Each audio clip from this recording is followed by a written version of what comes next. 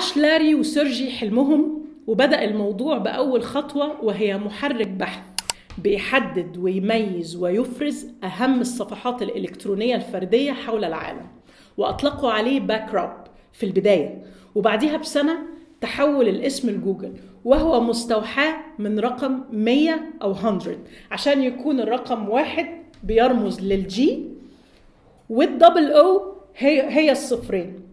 اللي عملوه الشابين دول لفت أنظار المجتمع الأكاديمي بشكل رهيب، ومستثمري سيليكون فالي، وهي منطقة في جنوب سان فرانسيسكو متخصصة في صناعة الترانزستورز والمايكرو بروسيسورز الخاصة بالكمبيوتر ونظم المعلومات. وتفاجأ الشريكين الشابين إن مستثمر اسمه أندي بيشتولشايم استثمر في مشروعهم وكتب لهم أول شيك بأول $100,000، وعملوا أبجريد وعليوا درجة ونقلوا من مساكن الطلبة لجراج يسمح إنهم يحطوا مكاتب تستوعب الكمبيوترات التقيلة بقى بتاعت زمان، وكمان سجادة زرقاء مش عارفة ليه. الناس دي نجحت عشان كان هدفهم في الأساس نفع وإفادة البشر والعلم حول العالم.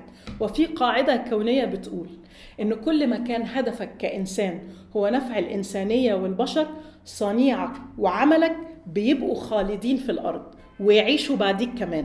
على فكرة، على قد ما فكرتهم محدش فكر فيها قبل كده، كانت بدايتهم زيها مش عادية. فمثلا أول كيس تحمي السيرفرز الخاصة بيهم كانوا عاملينها من مكعبات الليجو، والجوجل دودل اللي هي أقدم من جوجل شخصيا. الدودل دي معناها خربشة أو رسمة اللي هي بتظهر على اللوجو بتاع جوجل عشان تحيي ذكرى أحداث عالمية أو شخصيات مؤثرة حول العالم، وحسب محرك البحث المربوط جغرافيا لكل دولة.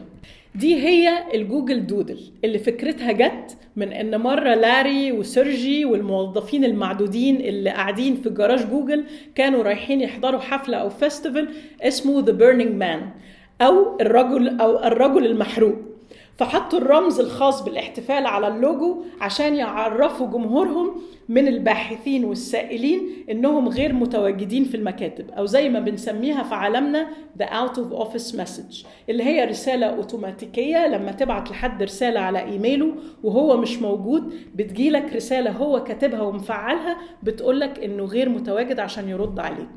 أهي حاجة كده من مميزات الذكاء الاصطناعي الظاهر من أعوام.